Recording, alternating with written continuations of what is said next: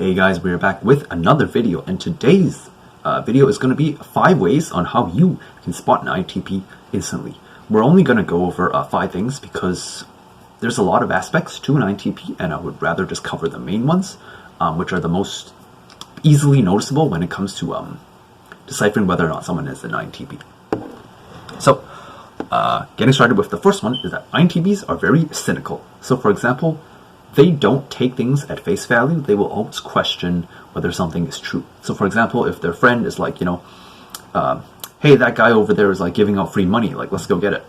INTP, because they're cynical and they always want to question things, they will lean towards the negative side or being pessimistic. So they might say something like, yeah, right, they probably need you to like take a hour-long survey or something, right? So they always believe that people are driven by their own personal desires, or like there's always something behind someone's motives. That's basically how they view the world. So so I don't want to say cynical, but they are grounded in reality, right? It's like no one will do something like give out free money unless there's also a catch to it.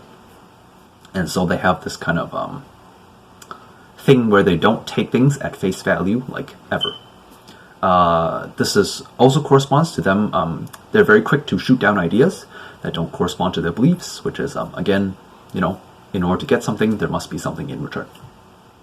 The second way that you can spot an INTP instantly is that they have extremely high processing power in their brains. And what I mean by this is that they have the ability to analyze thousands of possible situations and select the one that is most likely to occur with, I would say, 99% precision. So if you present them with a set of circumstances, right? Let's say like the INTP is a war general, and you're like, hey general, the enemy is like located over here. They are attacking our soldiers, which are located over here, and these are the key points that we have to defend.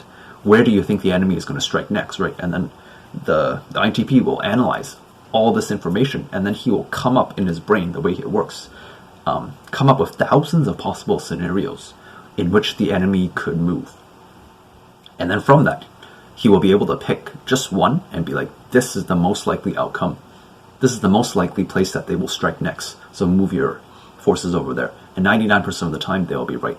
It's because they're able to basically analyze all these situations and see all the potential possibilities that could occur. And then from that, pick the one that is most likely to occur. This is due to their a very high level of attention to detail, and being able to keep track of many variables at once. So a more modern day example is like, let's say you are with an INTP, like at like a cafe, and you see like this couple walk into the cafe. Your INTP friend might be able to predict that the couple that just walked in is going to break up because of where, let's say, the girl in the relationship is sitting in relation to the guy, what she orders, how she does or doesn't look at her boyfriend. And so they kind of like interpret all these like social cues using logic, kind of like psychology, except not on an emotional level, which we will get to later on. And then so based on that, they'll be like, based on this information, like I'm pretty sure that she's gonna break up with him. And then 5 minutes later, they're both in tears, and then your INTP friend might be like, haha, told you, I knew it. Something like that. Okay. So the third way that you can spot an INTP instantly is that INTPs put a very high priority on logic and knowledge. So they will value logic and knowledge almost as though it is like a form of currency, right? Some INTPs, I know many of them, they go into the fields of like computer science, where some of them learn to be hackers. It's because they put a very high amount of priority on knowledge. And so a lot of INTPs in the media and in like popular, the world, many of them turn out to be, computer hackers, because that field of study, right, it's something that they are very passionate about, right? So computer science is a lot about knowledge, right? It's about, hacking people. It's about, cybersecurity. It's about finding flaws and weaknesses in a company and how they set things up. And they're able to do all of this from the comfort of their own home behind a screen. And so this allows them to conceal their identity, right? This is the I in the INTP. This is the I in the INTP, It allows them to be quiet and like stay behind the scenes, which is what they like to do, but at the same time they also gain valuable information on everything that is going on, simply because of their knowledge on how computers work.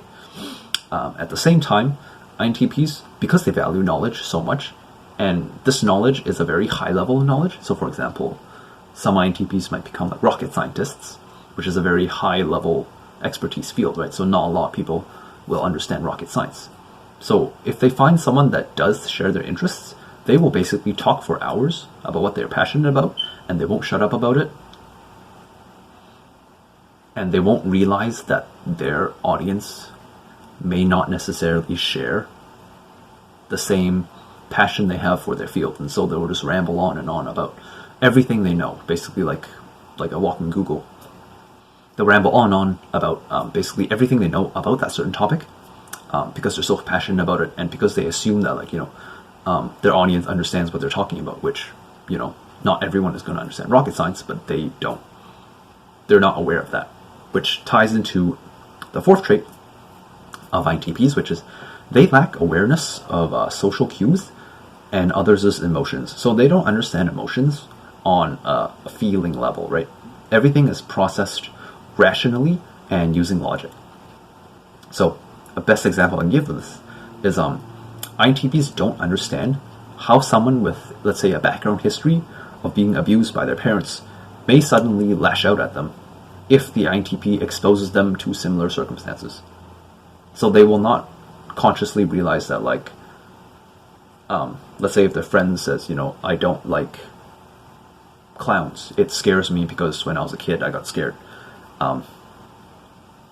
Let's say the INTP then one day dresses up as a clown for Halloween or something, or they do something that's related to clowns in a way. So maybe they honk the horn really loudly, or they put on makeup, or they try to push their friend into putting makeup on, but then the friend lashes out at them because they're I associate makeup with clowns, so therefore that is why I'm terrified. The INTP will not understand that correlation. It's very difficult for them to understand that correlation because it's on an emotional level, right? The person is being traumatized by makeup because it connects to their background trauma of a fear of clowns. But then the INTP will be how are these two things related, right? How are clowns and makeup related? I don't get it. It's a very emotional thing, right? So they don't understand how emotional triggers can cause trauma in certain people. So because they don't really understand emotions on a feeling level, they kind of process it logically and rationally. And so as a result, they're also unaware of how, let's say, their words can trigger emotions in others. So one thing that INTPs have is that they're very bad with their choice of words when it comes to speaking in a very general setting. So when it comes to a more professional setting, they're better at it because it's business. But in a general social setting, they're very bad with using their words to convey what they are trying to say, because they may not realize the emotional value that is assigned with that word. They just use that word to kind of describe what they're thinking, which may not necessarily be the best word. So for example, let's say their INTP is in a relationship and their partner spends hours baking them a cake, right? The INTP might respond with something if the partner asks how's the cake, honey? The INTP might respond it could be better, and just leave it at that, right? They won't express that they're grateful that their partner spent hours baking them cake. They won't express oh, this tastes good, or it could be a better choice of words, right? Basically, instead of the INTP saying it could be better, they could maybe say oh, it's very good. Maybe next time a little bit more sweetness would be nice, right? So they don't really phrase their things as a suggestion. It's just more a fact, right? It could be better. That is a fact. That is a statement, right? Whereas someone who's more emotionally oriented, if they wanted to say that there are improvements that could be made, they could be this and this and this is good, and this one small thing, if it could be improved, would make the cake absolutely perfect. But other than that, the cake is absolutely wonderful. Thank you for this. I'm very appreciative of what you've done for me. And so that's kind of the difference with INTPs versus people who are more emotionally oriented. They don't understand how their words can come off as blunt or like cold or unemotional. They just don't, because to them it's like it's just how their brain works. So yeah, and the last thing, which is number 5, when it comes to how to spot an INTP instantly, they are naturally adept at calculative tasks. So any kind of field or task that involves a lot of calculations, INTPs absolutely excel at them. So many INTPs I know, they excel at subjects like math or statistics, and they don't even have to study for the exam most of the time. They just have to, you know, sit in lecture, or sometimes they even just skip the lecture completely and they just read the book and they're like, okay, I get it. Like, I don't need to study, right? To them, like, INTPs are naturally very adept at like math or statistics or like any kind of calculative task, like physics, I don't know. Like they just get it, right? They don't need to study, they don't need to practice or anything compared to like other people. It's just how their brain works. And that is one of the reasons why many INTPs are considered geniuses in those kind of fields of calculations, because their brain is naturally wired for it. They don't really need to practice or study for it. But then, as a result of that, you could say pros and cons, right? They understand anything that's logic really, really well. But then when it comes to emotions, they understand it really, really poorly. So it's kind of like the yin and yang. So yeah, those are 5 ways you can spot an INTP.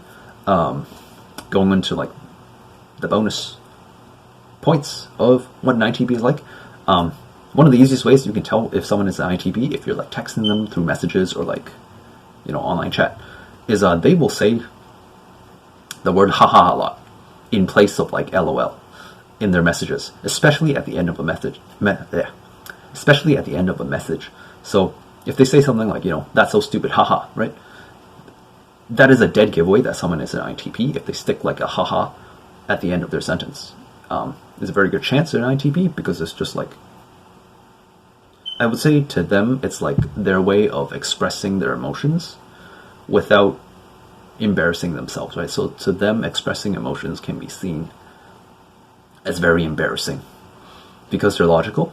So like, in terms of embarrassment, right, it's like if you are, let's say, I don't know, a 40-year-old grown man, you are giving a speech in front of thousands of representatives from across the world. These are like world leaders, and just as you're about to give the speech, your mom comes on stage and starts like giving you a hug and kissing you and be like, oh, you know, good luck, honey, on your speech. Like, in that moment, you would feel very embarrassed, right, because of the display of emotions and because, you know, there's thousands of people watching you. So to INTPs, they kind of feel that way when it comes to any kind of emotion. They kind of feel embarrassed by it, and so they prefer not to like really deal with it, because they're like, you know, how am I supposed to deal with like this rush of like embarrassment and emotions and blushing, right? Like, I don't like to be in that state. I like to be, you know, in my own skin, under control, without like, you know, external emotions kind of like driving me, making me lose my focus. And the biggest difference, lastly, between male INTPs and female INTPs, the easiest way that you can decipher a female INTP is that they will frequently talk back to others and strongly deviate from the typical woman stereotype. So what I mean by this is that the typical woman is submissive, does as she's told, and does not question authority, right? So an INTP woman will almost always question authority and methods of doing things. They will almost never just take people at face value or do what they're told. So they will always, like, you know, talk back to whoever is trying to basically tell them what to do, because they view it as like, some of them maybe trying to control them, and they don't like that. And they are typically not really submissive. They kind of like, they're kind of chaotic in the way that they do things. And so even if it may not be the best way to do it, because it affects others around them, they will still go ahead and do it, right? They don't really want to listen to the opinions of others. They're just like, you know, this is my way of doing things, my way or the highway. You don't like it, like, you know, get out of my face. That's kind of like INTP woman energy. And in general, INTPs, they hate being controlled, how they should act, think, or please others. And they absolutely despise conforming to what society deems normal. To them, it doesn't work for them. From what I know, I think the reason why INTPs do this is because it doesn't work for them, right? Some people like to hang out with large groups of people surrounded by their friends, but then the INTP, being an introvert, right, they don't necessarily like being surrounded by many people, especially if they can't relate to those kind of people. And so the INTP, in most situations, their friends are going to be people that they can relate to, and that there is a mutual understanding between them. So if you don't know, INTPs are one of the most likely types to be social outcasts, because people do not understand the world from their point of view. So they don't share the INTP's point of view. So for example, right, the INTP might be like, there's no way that person is giving out free money, right? You're delusional. Other people may be like, wow, you're so negative, like, you know, like, you're so negative, like, you're so cold, like, can't you just, like, take things at face value? Come on, at least, like, try. And then so they try, and then it finds out that, you know, the INTP was right? Maybe the guy wants something in return for the free money. So the INTP is like, haha, I told you. But in that moment, right, the INTP feels like they're not being heard, and they can't relate to anyone, because it's just like, I already know that, like, someone is not going to give you free money unless there's something in exchange. So it's not that INTPs cannot get along with others, is that others can't really get along with the INTP, because the INTP has such a high level of logical thinking that is not on the same level as most of the general masses. And so INTPs will lean towards having other fellow intuitives, so people with N in their type. They don't really get along with S types that much, because it's more of an intuitive thing, right?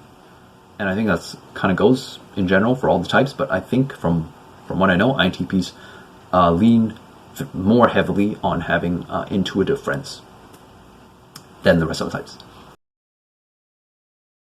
As for real-life examples of INTPs, starting off, we have Albert Einstein, who is very well known for being basically a genius in the realm of physics and mathematics. However, as you may know, as a kid, he was basically labeled as, you know, someone who is an idiot, retarded, or stupid. And this is because of the way his brain works, right? It's not that he is stupid when he was young, is that his brain worked at such a high capacity that it basically got bored of all the, like, elementary grade calculations that he was forced to do, right? His mind was at that time so complex already, far surpassing that of, like, his other peers and other children. That is why he found it difficult to do things that were elementary, right? It's like telling a rocket scientist to do basic calculations like 1 + 1 or 2 + 2, right? The rocket scientist is not going to have any kind of, you know, motivation to do what he wants to do, because he's like, this is boring to me, right? I would rather do more complex things. I would rather do things that are more interesting to me. And so that's kind of highlights how the INTP's mind works, which is why Albert Einstein is a very good example of an INTP. At the same time, you want to take note of, like, his eyes, his nose, and his mouth. So in regards to his eyes, you can tell that even though he's, like, looking kind of, you know, up or, like, at you, his mind is, like, somewhere else, right? So INTPs have this thing where they're always kind of in thought. And so with Albert Einstein here, it's a good example. You can kind of tell that his mind is somewhere else, right? His mind is thinking about something else. And so that's the kind of look that INTPs have. Another example of this is Bill Gates. So for example, in this photo, even though he's, like, staring at the interviewer, at the same time, you can kind of tell that there's, like, a thought process going on behind his mind. And so this is why Bill Gates also is a good example of an INTP. And for those that don't know about his background, he dropped out of, I believe, Harvard to basically tinker with computers, and eventually he was able to turn it into the Microsoft operating system and form the basically conglomerate that he now runs today. There's another example of, like, the INTP behavior and how they kind of, like, work. So, like, the traditional route for Bill Gates was to go to university, graduate, get a degree, and then maybe work for a company. But then Bill Gates was not satisfied with that, right? He saw an area which could be improved on, which is the world of computers, because at that time no one really had a computer. And so he decided to drop out and kind of pursue that interest as well. So that's kind of like an example of what I mean by INTPs don't like to conform to social standards. They kind of just like to do their own thing, even if it may seem chaotic. But in their mind, they're like, I'm pretty sure this is going to work, so I'm going to do things my way. And a last example of an INTP from the Marvel movies, which is Bruce Banner, which is also aka Hulk. The easiest way that you can kind of decipher this is it's very interesting because Hulk is kind of like the portrayal of the INTP's emotions when they are left unchecked. And so you can kind of think of INTPs, they have like a lot of rage boiling under the surface, basically because of like how they're treated by society, how no one really respects their ideas or sees their opinions. And so they do have a lot of this rage kind of boiling under the surface, which is why if you ever encounter an INTP who's never really had a lot of support or understanding, you can kind of tell that INTPs, they're quick to like dismiss others, they're kind of standoffish, and some may even be arrogant a little bit in terms of like their knowledge or their bluntness. And this stems not because they like hate others, but because of how they've been treated. And so a lot of INTPs will give off this kind of behavior that reflects their past traumas. So anyway, yeah, with Marvel, yeah, Bruce Banner is a good example of Hulk, and Bruce Banner is a good example of an INTP. And this is best seen when he basically becomes smart, right? When he basically becomes, smart Hulk. This is why he puts on the glasses, and all of a sudden, now it's like a yin-yang relationship between like his strength, his greatest strength, which is his ability, his muscles, compared and in tangent with his brain, right? I put the brains and the brawn together, and now look at me. Best of both worlds. But then in reality, his real strength here is his mind, right? Even though Hulk is strong, without his mind, he can't do anything. Without the ability to kind of think of the best way to, approach a situation, it's not going to get him very far. So yeah, that is 5 ways on how you can spot an INTP instantly. Hope you got a lot of value out of this, and as always, I'll see you in the next video, and peace out.